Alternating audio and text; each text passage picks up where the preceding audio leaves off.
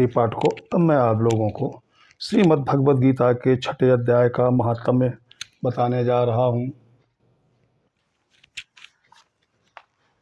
इसमें श्री भगवान कहते हैं, सुमुख।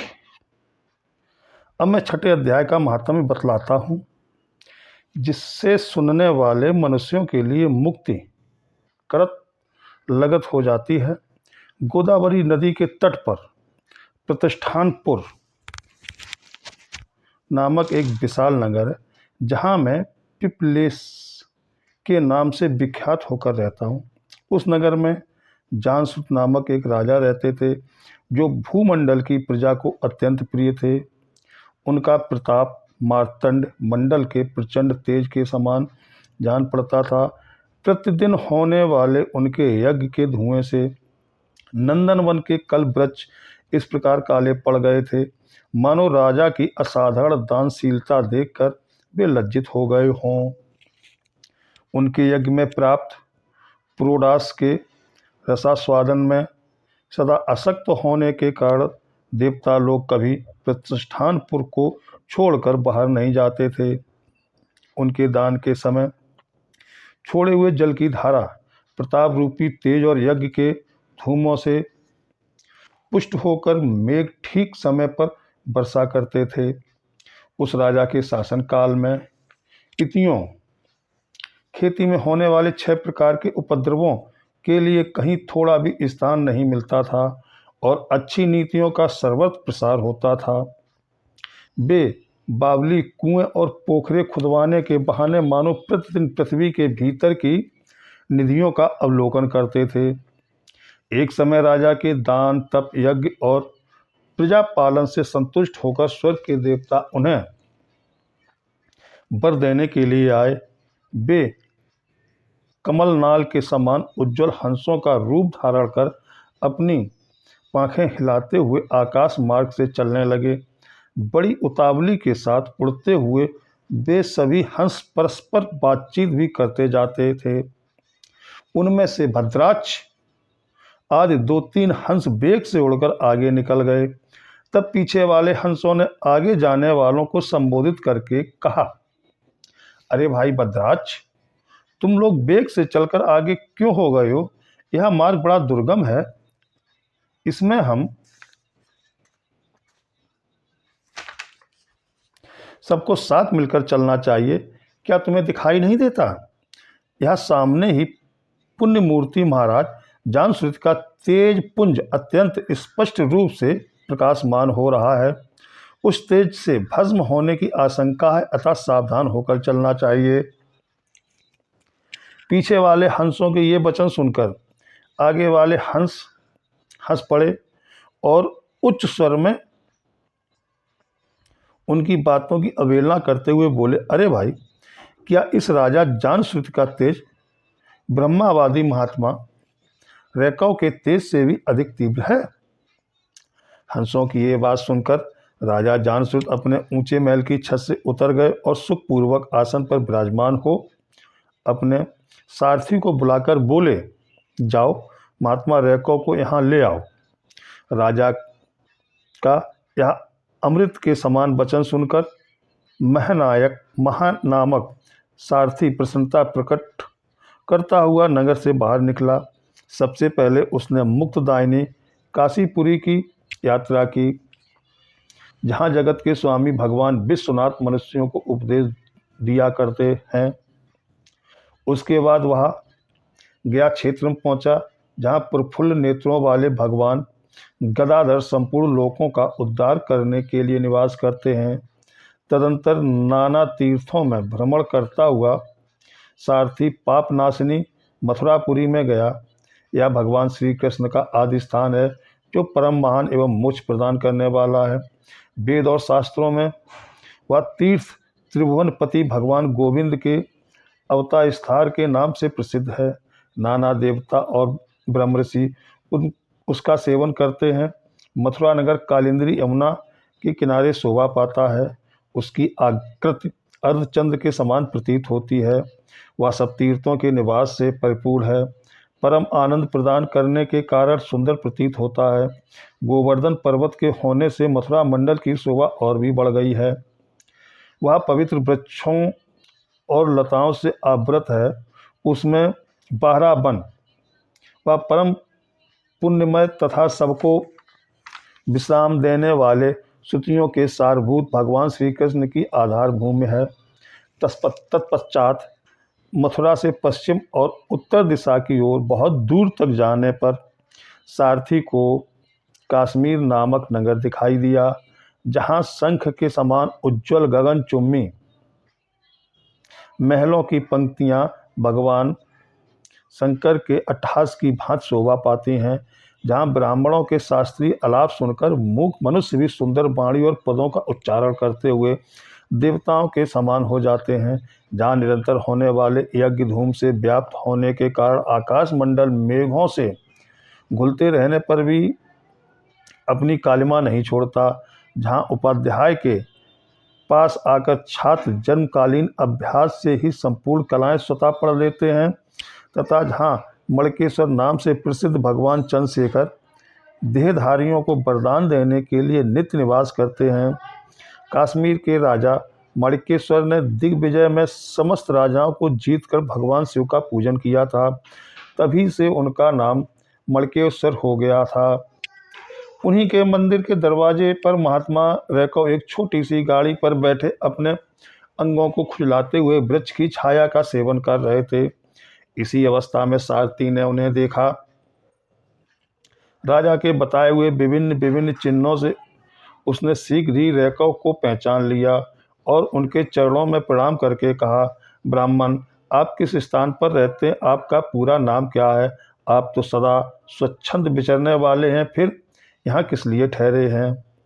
इस समय आपका क्या करने का विचार है? सारथी के ये वचन सुनकर परम आनंद में निमग्न महात्मा रैकव ने कुछ सोचकर उससे कहा, यद्यपि हम पूर्ण काम हैं, हमें किसी वस्तु की आवश्यकता नहीं है, तथापि कोई भी हमारी मनोवृत्ति के अनुसार परिचर्या कर सकता है। रैकव के हार्दिक अभिप्राय को आदरपूर्वक ग्रहण करके सारथी धीरे से राजा के पास चल दिया। वहां पहुंचकर राजा को प्रणाम करके उसने हाथ जोड़ सारा समाचार निवेदन किया। उस समय स्वामी के दर्शन से उसके मन में बड़ी प्रसन्नता थी। सारथी के वचन सुनकर राजा के नेत्र आश्चर्य से चकित हो उठे। उनके हृदय में रैकव का सत्कार करने की श्रद्धा जागृत हुई। उन्होंने 2 खच्चरियों से जुती हुई एक गाड़ी लेकर यात्रा की, साथ ही मोती के हार, अच्छे अच्छे वस्त्र और एक सहस्त्र गौएं भी ले लीं। कश्मीर मंडल में महात्मा रैकव जहाँ रहते थे, उस स्थान पर पहुंचकर राजा ने सारी वस्तुएं उनके आगे निवेदन कर दी और पृथ्वी पर पड़कर साष्टांग प्रणाम किया। महात्मा रैकव अत्यंत भक्ति के साथ चरणों में पड़े हुए राजा जानश्रुति पर कुपित हो उठे और बोले, रे शूद्र, तू दुष्ट राजा है, क्या तू मेरा वृत्तांत नहीं जानता? या खच्चरियों से जुती हुई अपनी ऊंची गाड़ी ले जा, ये वस्त्र, ये मोतियों के हार और ये दूध देने वाली गौएं भी स्वयं ही ले जा। इस तरह आज्ञा देकर रैकव ने राजा के मन में भय उत्पन्न कर दिया। तब राजा ने सांप के भय से महात्मा रैकव के दोनों चरण पकड़ लिए और भक्तिपूर्वक कहा, ब्राह्मण, मुझ पर प्रसन्न होइए। भगवान, आप में यह अद्भुत महत्तम कैसे आया? प्रसन्न होकर मुझे ठीक ठीक बताइए। रैकव ने कहा, राजन, मैं प्रतिदिन गीता के 6ठे अध्याय का जप करता हूँ। इसी से मेरी तेजो राशि देवताओं के लिए भी दुस्साह है। तदंतर परम बुद्धिमान राजा जानश्रुत ने यत्नपूर्वक महात्मा रैकव से गीता के 6ठे अध्याय का अभ्यास किया। इससे उन्हें मोक्ष की प्राप्ति हुई। इधर रैकव भी भगवान मणकेश्वर के समीप मोक्षदायक गीता के 6ठे अध्याय का जाप करते हुए सुख से रहने लगे। हंस का रूप धारण करके वरदान देने के लिए आए हुए देवता भी विस्मित होकर स्वेच्छानुसार चले गए। जो मनुष्य सदा इस एक ही अध्याय का जप करता है, वह भी भगवान विष्णु के स्वरूप को प्राप्त होता है, इसमें तनिक भी संदेह नहीं है।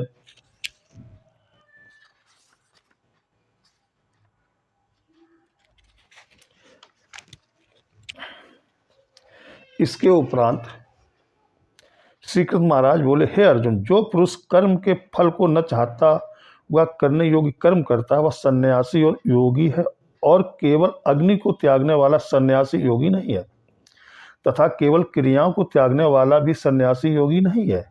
इसलिए हे अर्जुन, जिसको सन्यास ऐसा कहते हैं उसी को तू त्याग जान, क्योंकि संकल्पों को न त्यागने वाला कोई पुरुष योगी नहीं होता।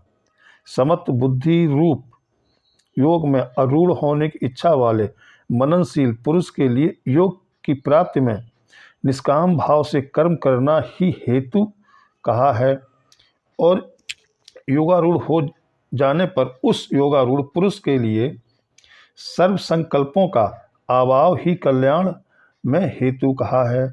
जिस काल में न तो इंद्रियों के भोगों से आसक्त होता है तथा न कर्मों में ही आसक्त होता है, उस काल में सर्व संकल्पों का त्यागी पुरुष योग रूढ़ कहा जाता है। यह योग रूढ़ता कल्याण में हेतु कही है।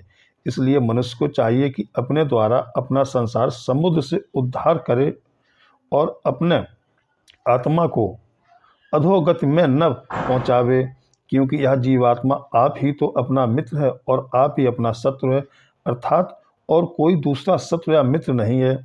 उस जीवात्मा को वह आप ही मित्र हैं कि जिस जीवात्मा द्वारा मन और इंद्रियों सहित शरीर जीता हुआ है, और जिसके द्वारा मन और इंद्रियों सहित शरीर नहीं जीता गया है, उसका वह आप ही शत्रु के सदृश शत्रुता में बरतता है। हे अर्जुन, सर्दी गर्मी सुख दुखादिकों में तथा मान और अपमान में जिसके अंतःकरण की वृत्तियां अच्छी प्रकार शांत हैं, अर्थात विकार रहित हैं, ऐसे स्वाधीन आत्मा वाले पुरुष के ज्ञान में सच्चिदानंदन धन परमात्मा सम्यक प्रकार से स्थित हैं, अर्थात उसके ज्ञान से परमात्मा के सिवा अन्य कुछ है ही नहीं। ज्ञान विज्ञान से तृप्त है, अंतःकरण जिसका तथा विकार रहित है, स्थित जिसकी और अच्छी प्रकार जीती हुई हैं इंद्रियां जिसकी तथा सामान है मिट्टी पत्थर और सुवर्ण जिसके, वह योगी युक्त अर्थात भगवत की प्राप्ति वाला है। ऐसे कहा जाता है, जो पुरुष सुहृदय मित्र बैरी उदासीन मध्यस्थ द्वेषी और बंधुगणों में तथा धर्मात्माओं में और पापियों में भी समान भाव वाला है, वह अतिश्रेष्ठ है। इसलिए उचित है कि जिसका मन और इंद्रियों सहित शरीर जीता हुआ है, ऐसा वासना रहित और संग्रह रहित योगी अकेला ही एकांत स्थान में स्थित हुए निरंतर आत्मा को परमेश्वर के ध्यान में लगावे। शुद्ध भूमि में कुशा मृगशाला और वस्त्र हैं, ऊपरोपरि जिसके ऐसे अपने आसन को न अति ऊंचा न अति नीचा स्थिर स्थापन करके और उस आसन पर बैठकर तथा मन को एकाग्र करके चित्त और इंद्रियों की क्रियाओं को बस में किया हुआ अंतःकरण की शुद्धि के लिए योग का अभ्यास करें। उसकी विधि इस प्रकार है कि काया सिर और ग्रीवा को समान और अचल धारण किए हुए दृढ़ होकर अपनी नासिका के अग्रभाग को देखकर अन्य दिशाओं को न देखता हुआ और ब्रह्मचर्य के व्रत में स्थित रहता हुआ भय रहित तथा अच्छी प्रकार शांत अंतःकरण वाला और सावधान होकर मन को बस में करके मेरे में लगे हुए चित्त वाला और मेरे परायण हुआ स्थित होवे। इस प्रकार आत्मा को निरंतर परमेश्वर के स्वरूप में लगाता हुआ स्वाधीन मन वाला योगी मेरे में स्थित रूप परमानंद पराकाष्ठा वाली शांति को प्राप्त होता है। परंतु हे अर्जुन, यह योग न तो बहुत खाने वाले का सिद्ध होता और न बिल्कुल न खाने वाले का तथा न अति शयन करने के स्वभाव वाले का और न अत्यंत जागने वाले का ही सिद्ध होता है। यह दुखों का नाश करने वाला योग तथा यथा योग आहार और विहार करने वाले का तथा कर्मों में यथा योग चेष्टा करने वाले का और यथा योग शयन करने तथा जागने वाले का ही सिद्ध होता है। इस प्रकार के योग अभ्यास से अत्यंत बस में किया हुआ चित्त जिस काल में परमात्मा में ही भली प्रकार स्थित हो जाता है, उस काल में संपूर्ण कामनाओं से स्पृहारहित हुआ पुरुष योग युक्त ऐसा कहा जाता है। जिस प्रकार वायु रहित स्थान में स्थित दीपक चलायमान नहीं होता है, वैसे ही उपमा परमात्मा के ध्यान में लगे हुए योगी के जीते हुए चित्त की कही गई है। हे अर्जुन, जिस अवस्था में योग के अभ्यास से निरुद्ध हुआ चित्त उपराम हो जाता है और जिस अवस्था में परमेश्वर के ध्यान में शुद्ध हुई सूक्ष्म बुद्धि द्वारा परमात्मा को साक्षात करता हुआ सच्चिदानंदन परमात्मा में ही संतुष्ट होता है तथा इंद्रियों से अतीत केवल शुद्ध हुई सूक्ष्म बुद्धि द्वारा ग्रहण करने योग्य जो अनंत आनंद है, उसको जिस अवस्था में अनुभव करता है और जिस अवस्था में स्थित हुआ यह योगी भगवत स्वरूप से नहीं चलायमान होता है और परमेश्वर की प्राप्ति रूप जिस लाभ को प्राप्त होकर उससे अधिक दूसरा कुछ भी लाभ नहीं मानता है और भगवत प्राप्त स्वरूप जिस अवस्था में स्थित हुआ योगी बड़े भारी दुख से भी चलायमान नहीं होता है, जो दुख रूप संसार के सहयोग से रहित तथा जिसका नाम योग है, उसको जानना चाहिए। वह योग न उकताए हुए चित्त से अर्थात तत्पर हुए चित्त से निश्चय पूर्वक करना कर्तव्य है। इसलिए मनुष्य को चाहिए कि संकल्प से उत्पन्न होने वाली संपूर्ण कामनाओं को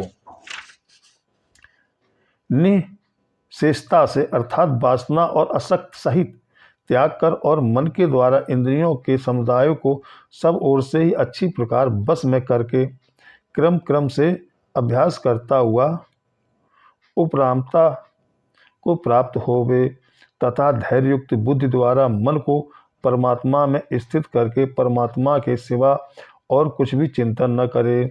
परंतु जिसका मन बस में नहीं हुआ हो, उसको चाहिए वह स्थिर न रहने वाला और चंचल मन जिस जिस कारण से सांसारिक पदार्थों में विचरता है, उससे रोककर बारंबार परमात्मा में ही निरोध करे। क्योंकि जिसका मन अच्छी प्रकार शांत है और जो पाप से रहित है और जिसका रजोगुण शांत हो गया है, ऐसे इस सच्चिदानंदन ब्रह्मा के साथ एक ही भाव हुए योग को अति उत्तम आनंद प्राप्त होता है।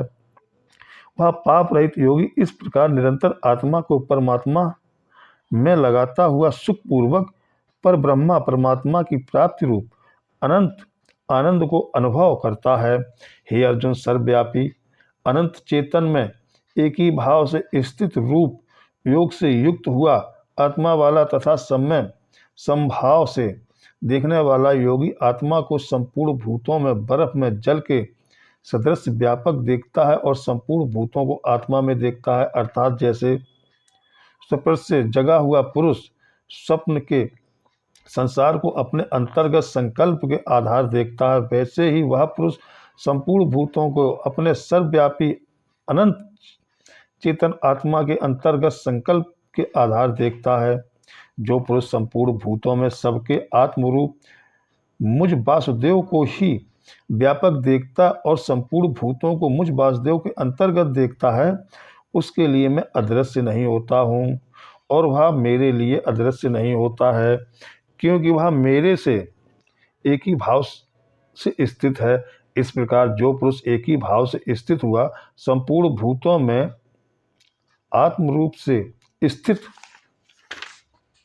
मुझ सच्चिदानंद वासुदेव को भजता है, वह योगी सब प्रकार से बरतता हुआ भी मेरे में ही बरतता है, क्योंकि उसके अनुभव से मेरे सिवा अन्य कुछ है ही नहीं। हे अर्जुन, जो योगी अपनी सदृश्यता से संपूर्ण भूतों में सम देखता है और सुख अथवा दुख को भी सम में सम देखता हुआ योगी परम श्रेष्ठ माना गया है। इस प्रकार भगवान के वाक्यों को सुनकर अर्जुन बोला, हे मधुसूदन, जो यह ध्यान योग्य आपने समत्व भाव से कहा है, इसकी मैं मन के चंचल होने से बहुत काल तक ठहरने वाली स्थिति को नहीं देखता हूँ, क्योंकि हे कृष्ण, यह मन बड़ा चंचल और परमथन स्वभाव वाला है तथा बड़ा दृढ़ और बलवान है, इसलिए इसका बस में करना मैं वायु की भांति अति दुष्कर मानता हूँ।